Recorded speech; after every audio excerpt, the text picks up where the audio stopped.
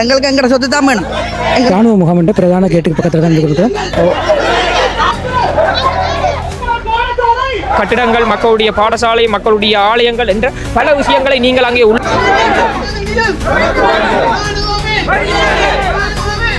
வணக்கம் அவர்களை. இப்போ நாங்கள் எங்கே இருக்கிறோம் சொன்னால் கேப்பாப்பிளவில் கொடுக்குறோம். இன்றைக்கு ஜூலை 5. இன்றைக்கு பார்த்தீங்கன்னு சொன்னால் கேப்பாப்பிளவு ராணுவ முகாமுக்கு பக்கத்தில் பார்த்தீங்கன்னு சொன்னால் ஒரு பெரிய போராட்டம் நடக்குது. இந்த போராட்டம் என்னத்துக்காக செய்கிறாங்கன்னு சொன்னால் கேப்பாப்பிளவை சேர்ந்த மக்களுடைய காணிகளை ராணுவ கட்டுப்பாட்டுக்குள்ள இருக்கிறதால இந்த காணியை விடுவிக்க கோரி இந்த போராட்டத்தை முன்னெடுக்கிறாங்க. போராட்டத்துக்காரர்கள் பார்த்தீங்கன்னு சொன்னால் ராணுவ முகாமுக்கு முன்னால் போராட்டத்தை ஆரம்பிச்சிருக்கிறாங்க. தொடர்ந்து பார்க்கலாம் என்ன நடக்குதுன்னு சொல்லி. இன்னுக்கு பார்த்தீங்கன்னு சொன்னால்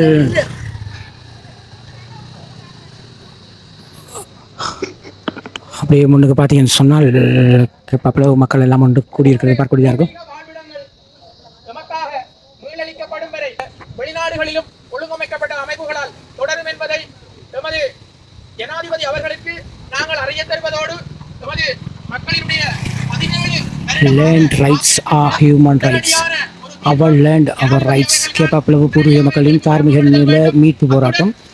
நிலம் இழந்தால் வாழ்விழந்து போவோம், ராணுவமே என் பூர்வீக நிலங்களை விட்டு வெளியேறு என்ற பதாகைகளை ஏந்தியவாறு இந்த போராட்டத்தை ஆரம்பிச்சிருக்கிறாங்க. முன்னுக்கு பார்த்தீங்கன்னா ஜஸ்டிஸ் ஃபார் கேப்பாப்பிளவு.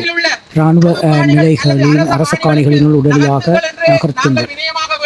ஒரு சின்ன பிள்ளை ஒன்று போராட்டத்தில் ஒரு பதாகை ஏந்தியவாறு நிற்கிறது பார்க்கக்கூடியதாக இருக்கும். எனவே எங்களுடைய 55 குடும்பங்களுடைய 59.5 ஏக்கர் காணிகள் உடனடியாக எமது மக்களினுடைய பயன்பாட்டிற்கு அவர்களது வாழை தளப்படுத்தும் என்பதை நாங்கள் தெரிவித்திருக்கின்றோம். எனவே மிக உருக்கமாக எங்களுடைய வேண்டுகோள் என்னவெனில் எமது காணிகளுக்கான பதில்கள் வழங்கப்படுதல் வேண்டும். வாக்குறுதி அரசியல்களோ வலியுறுத்தல் அரசியல்களோ இல்லாமல் உடனடியாக செயற்பாட்டு அரசியல் மூலம் எமது காணிகளுக்கு நிரந்தரமான தீர்வு உடனடியாக இந்த அரசாங்கத்தினால் பெற்றுக் கொடுக்கப்படுதல் வேண்டும்.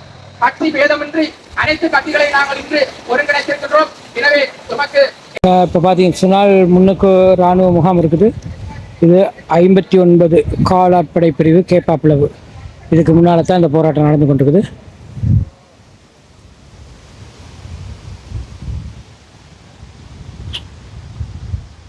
போராட்டக்காரர்கள் குறித்த இடத்திலிருந்து நகர்ந்து போக தயாராகி கொண்டிருக்கிறாங்க.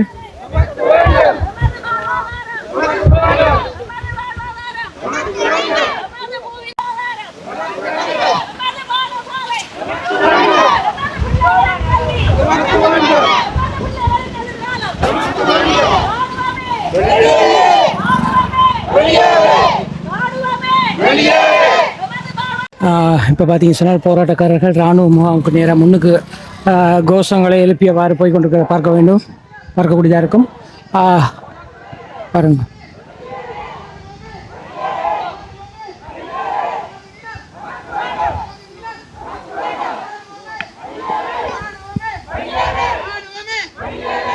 இராணுவமே வெளியேறு என்று சரியாக இராணுவ முகாமுக்கு நேராக முன்னுக்கு நின்று இந்த போராட்டம் நடந்து கொண்டிருக்கிறத பார்க்கக்கூடியதாக இருக்கும்.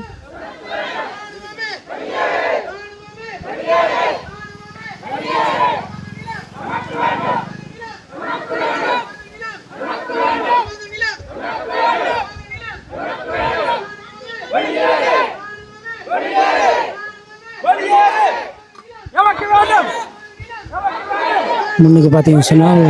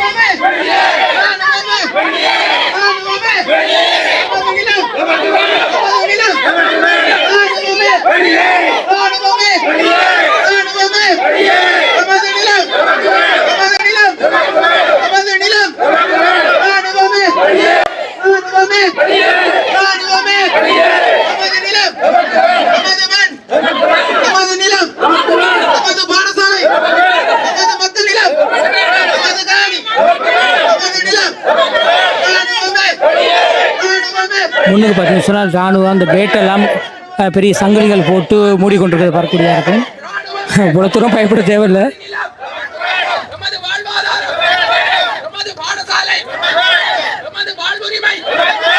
மனித உரிமைகளை எமது நிலம் எமது பாடசாலை முன்னுக்கு பார்த்தீங்கன்னா சிறுவர்கள் பெண்கள் என எல்லாரும் கூடியிருக்கிறத பார்க்கக்கூடியதாக இருக்கும். சமூக அமைப்பு கட்டிடங்கள் எமது வாழ்வுரிமை இடங்கள் மூதாதைய நிலம் இன்னைக்கு ராணுவ முகாம் என்ற முகப்பு பார்க்கக்கூடியதாக இருக்கும்.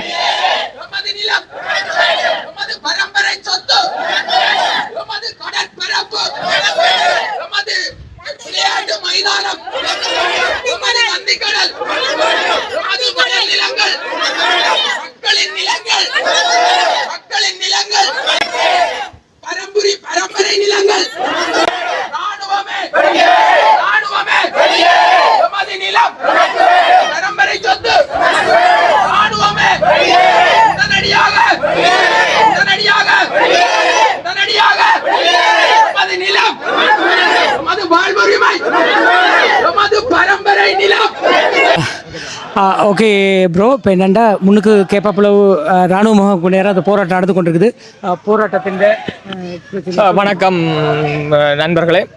என்னென்னு சொன்னால் இந்த யுத்தம் அவனிச்சு 17 வருடங்கள் கடந்த பின்பும் தமிழர்களுடைய பூர்வீக காணிகளை இராணுவம் கையகப்படுத்தி இன்று அவர்கள் தங்களுடைய வாழ்வாதாரங்களை மேற்கொண்டு வருகின்றார்கள். ஆகையால் அந்த காணிகளை சுவீகரித்து இராணுவம் தங்களுடைய படை முகாம்களை வைத்து நடத்தி வருகின்றது. ஆகையால் அந்த மக்களுடைய வாழ்வாதாரத்தை எண்ணி பாருங்கள். இன்றைக்கு 44 பேஜஸ் காணிக்குள்ள அந்த மக்கள் வாழ்ந்து வருகின்றார்கள். அவர்களுடைய வாழ்வாதாரம், அவர்கள் பூர்வீக நிலங்களை இழந்துவிட்டு இன்று 17 வருடங்களாக போராடி வருகின்றார்கள். இன்று தேசிய பாதுகாப்புக்கு எந்தவித குந்தகமும் இல்லாமல் மக்களுடைய காணிகளை அவர்களுக்கு கையளித்து விட்டு இராணுவம் அரச காணிகளில் குடியேறுவது ஒரு முக்கியமான அம்சமாகும். இப்போ இன்றைக்கு மக்கள் அரசாங்கத்திற்கு பெரிய ஆதரவை வழங்கியிருக்கிறார்கள். ஆகவே ஆதரவை வழங்கிவிட்டு அந்த மக்களுடைய காணிகளை இன்றும் கொடுக்காமல் உலகாலம் நீங்கள் தாழ்த்தி கொண்டு இருப்பதாலே இன்று தேசிய பாதுகாப்பு சொல்லி நல்லிணக்கம் இங்கே உருவாக போகுது. தமிழ் மக்களுடைய பூர்வீக நிலங்கள், தமிழ் மக்களுடைய கலாச்சாரங்கள், தமிழ் மக்களுடைய பாடசாலைகள் என்பன உள்வாங்கப்பட்டிருக்கின்றது. ஆகையால் அந்த மக்களுடைய காணிகளை விடுவித்து அவர்களுக்குரிய அந்த காணிகளை வழங்குவதன் ஊடாக இந்த இன நல்லிணக்கத்தை உருவாக்க முடியும். மக்களுடைய காணியை நீங்கள் கொடுத்து அவர்களுடைய வாழ்வாதாரங்களை மென்மேலும் வளர்த்த முடியும். இந்த யுத்தம் முடிந்து 17 வருடங்களுக்கு பிறகும் நீங்கள் சொல்லிக் கொண்டிருக்கிறீர்களே தவிர எந்த விதமான செயல்பாடுகளிலும் இங்கே காணவில்லை. ஆகவே தயவு கூர்ந்து எங்களுடைய மக்களுடைய காணிகளை தயவு செய்து விடுவியுங்கள். 55.9 ஏக்கர் காணிகள் இன்றைக்கு எங்களுடைய மக்களுடைய காணி அனைத்தையும் விடுவித்து அந்த மக்களுக்கு அந்த காணியை கையளிப்பதன் ஊடாகவே இங்கே நல்லிணக்கத்தை உருவாக்க முடியும் என்பதை நாங்கள் 17 வருடங்களாக அவர்கள் போராடி கொண்டுதான் இருக்கிறார்களே தவிர அவர்களுடைய காணிகளை கையளியுங்கள். முதலாவது இங்கே நல்லிணக்கத்தை உருவாக்க வேண்டும் என்றால் அவர்களுடைய காணிகள், அவர்களுடைய பூர்வீக நிலங்கள், அவருடைய வாழ்வாதாரத்தை உறுதிப்படுத்துங்கள். தயவு செய்து தமிழ் மக்களுக்கு அதை செய்கிறோம் இதை செய்கிறோம் என்று கூறுகிறீர்களே தவிர தமிழ் மக்களுடைய காணிகளுக்காக 17 வருடங்களாக தமிழ் மக்கள் போராடி கொண்டுதான் இருக்கிறார்கள். அப்ப அவர்களுடைய காணியை முதலாவது கையளியுங்கள். அதன் பின்பு உங்களுடைய செயல்பாட்டு அரசியலை முன்னெடுங்கள். இந்த போராட்டம் எவ்வளவு காலமாக நடந்து கொண்டிருக்கிறது? யுத்தம் முடிவடைந்து 17 வருடங்களாக இந்த போராட்டத்தை அவர்கள் நடத்தி கொண்டிருக்கிறார்கள். தங்களுடைய காணியை வலியுறுத்தி கொண்டிருக்கின்றார்கள். இப்ப படை முகாம்களை நீங்கள் அமைத்திருக்கிறீர்கள். இவ்வளவு அரச காணிகள் இருக்கின்றது. அங்கே நீங்கள் சென்று உங்களுடைய படை முகாம்களை அமையுங்கள். மக்களுடைய காணியை விடுங்கள். இன்றைக்கு பாடசாலை ஒன்றை நீங்கள் உங்களுடைய ராணுவ முகாம் கட்டுப்பாட்டுக்குள் வைத்திருக்கின்றீர்கள். அவருடைய ஆலயங்களை வைத்திருக்கிறீர்கள். இப்படியான பொதுமக்களுடைய இதுகளை வைத்திருக்கிறீர்கள். ஏன் அப்படியான செயல்பாடுகளில் ஈடுபடுகிறீர்கள்? அதில் உடனடியாக மக்களிடம் கையளியுங்கள் தயவு செய்து. இன்றைக்கு மக்களுடைய பொது கட்டிடங்கள், மக்களுடைய பாடசாலை, மக்களுடைய ஆலயங்கள் என்ற பல விஷயங்களை நீங்கள் அங்கே உள்ளே வைத்து சிதவடைத்து அழிவடைந்து கொண்டிருக்கின்றன. அவர்கள் தங்களுடைய நிலத்தை கோருகிறார்கள். ஆகவே தயவு செய்து இது சம்பந்தப்பட்ட தரப்போ ஜனாதிபதி உடனடி நடவடிக்கையை மேற்கொண்டு அவர்களுடைய காணியை விடுவிக்க வேண்டும் என்று கோரி நன்றி. ஓகே மக்கள், இப்போ பார்த்தீங்கன்னு சொன்னால் போராட்டம் நடந்து கொண்டிருக்குது. இந்த இடத்துல எங்களோட ஒரு நண்பர் இணைஞ்சு தங்களுடைய கருத்தை பகிர்ந்திருந்தார். தொடர்ந்து பார்த்தோம்னு சொன்னால்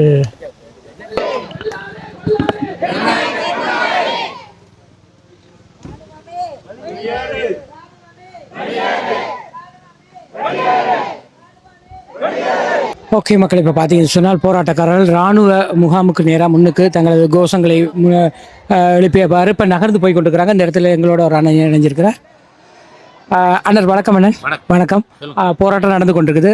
ஓகே, இந்த போராட்டம் தொடர்பாக உங்களுடைய கருத்து? உங்களுடைய கருத்து என்னென்னா, இது எங்களோட பூர்வீக காணிகள், வாழ்வாதாரங்கள் எல்லாமே இங்கே கேப்பால குடியிருப்பில் இருக்க அவ்வளோ மக்களோட வாழ்வாதாரம் இந்த இராணுவத்தால் பிடிக்கப்பட்ட காணிகளுக்கெல்லாம் இருக்குது. மற்ற நந்துகள் தொழில் ஒன்றுக்குமே நாங்கள் செய்த தொழில் எல்லாமே இருக்கோம். இன்றைக்கி சாப்பாடு கூட சின்ன 4 ஏக்கர் 5 ஏக்கர் காணியை தொடர்ந்து செஞ்ச ஒரு ஆள் 4 ஏக்கர் காணியில் வீடு கட்டுறதா, கிணறு கட்டுறதா, இல்லாட்டிக்கு பேசாஞ்சிடுறதா ஒன்றுமே செய்யலாமல் சீரழிஞ்ச நிலையில் இருக்கும். இதை நீங்கள் நேரடியாக வந்து கண்ணூடாக பார்க்கலாம். கேப்பா காணி, தென்னம்பிள்ளைகள், உபகரணங்கள் எல்லாம் தான் எல்லாத்தையும் வீடு வாசல் இருந்தது முதல் எல்லாம் தரமண்டமாக்கி போட்டு அவையில் கட்டிக்கணும். எத்தனை ஆண்டு இது உங்களோட கையில இருந்து 2009 2000 சண்டை கடை சண்டை. ஆமா சொல்லுங்க உங்களோட காணியை பற்றி. எங்கட காணி பூர்வீக சொத்து. நாங்கள் இங்கே பிறந்து வளர்ந்து விட்ட புள்ளி காணி எங்களுக்கு ஒரு 5-6 ஏக்கர் இருக்குது. 5-6 ஏக்கர் காணி இருக்குது. நிறைய தென்னை மரங்கள், மாமரம், பெரிய வீடு வாசல் எல்லாம் உடைச்சிட்டாங்க. எல்லாம் காட்டி இருக்கிறாங்க. எங்களுக்கு எங்கட சொத்து தான் வேணும். எங்களுக்கு மாற்றி காணி வேண்டாம். எங்களுக்கு எங்கட சொத்து தான் வேணும்.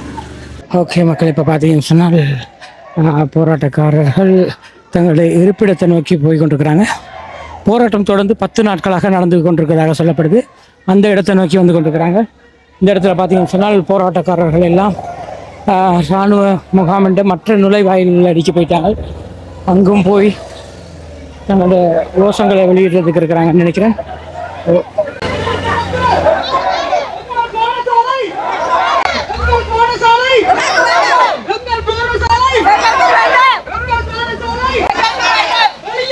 இதுக்கு நேரம் முன்னுக்கு பார்த்தீங்கன்னு சொன்னால் இராணுவ முகாம் நுழைவாயில்கிட்ட வந்து கோஷங்களை எழுப்புறதுக்கு இருக்கிறாங்க.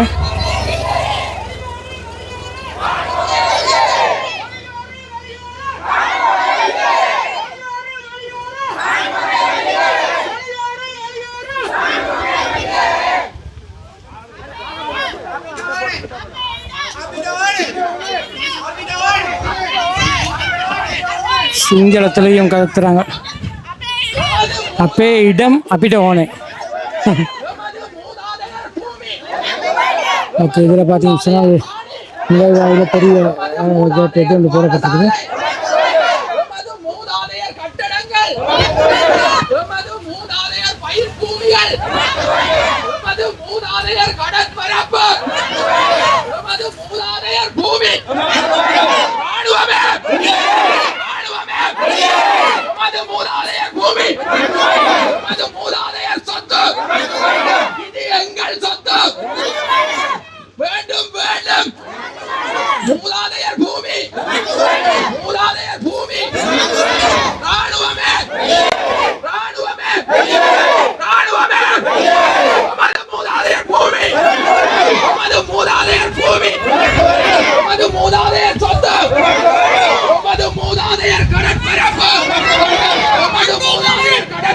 ஓகே மக்களை, இப்போ பார்த்தீங்கன்னு சொன்னால் இராணுவ முகாமுக்கு நேரம் முன்னுக்கு தான்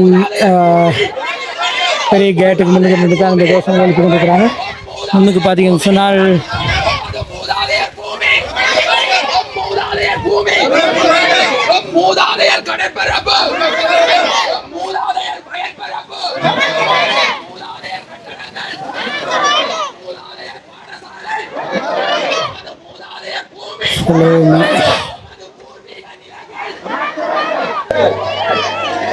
முன்னுக்கு பார்த்தீங்கன்னு சொன்னால் இது பெரிய கேம்ப், 2 பெரிய கேட் இருக்குது. ஸோ முதல் பக்கம் பார்த்தீங்கன்னு சொன்னால் அந்த கேட்டுக்கு முடிஞ்ச பிறகு மற்ற கேட்டுக்கு முன்னுக்கு வந்து போராட்டத்தில் கோஷம் இராணுவமே வெளியேறுன்றபடி கோஷத்தை வெளியிட்ட பாரு இந்த போராட்டத்தை முன்னெடுத்து கொண்டு பார்க்கக்கூடாது.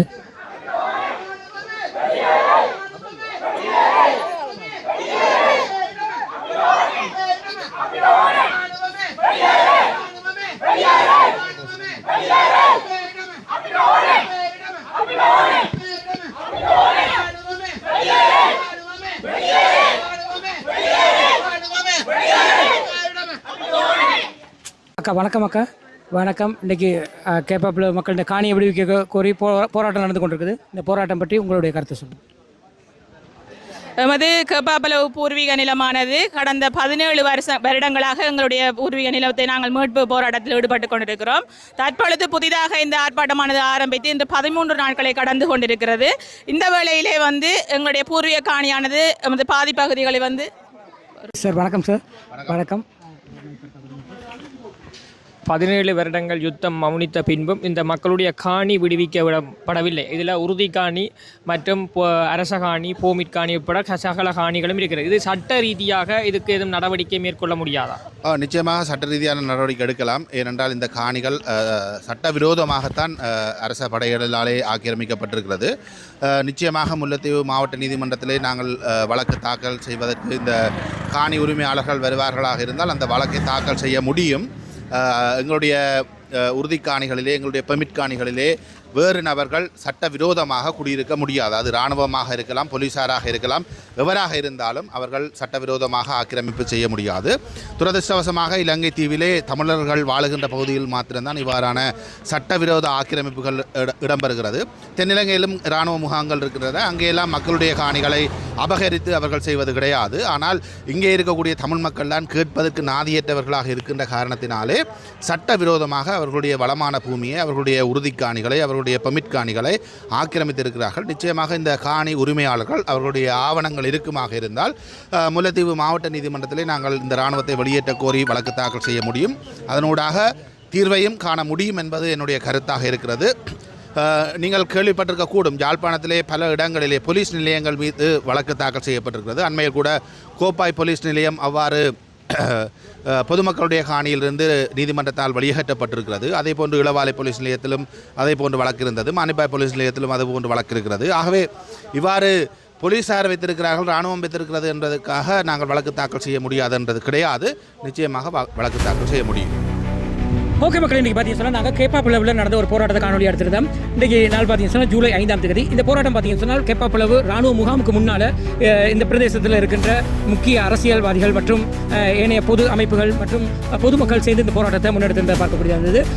நிச்சயமாக இந்த காணொலி மூலமாக உரிய தரப்பினருக்கு இந்த தகவல் போய் சேரும் என்ற ஒரு நம்பிக்கையில் இந்த காணொலியை வெளியிட்டிருக்கிறோம். வீடியோ பிடிச்சதை லைக் பண்ணுங்கள், கமெண்ட் பண்ணுங்கள், ஷேர் பண்ணுங்கள், மறக்காம சப்ஸ்கிரைப் பண்ணி சப்போர்ட் பண்ணுங்கள். இது போன்று மற்றொரு காணொலி சந்திக்கும் வரை நன்றி, வணக்கம்.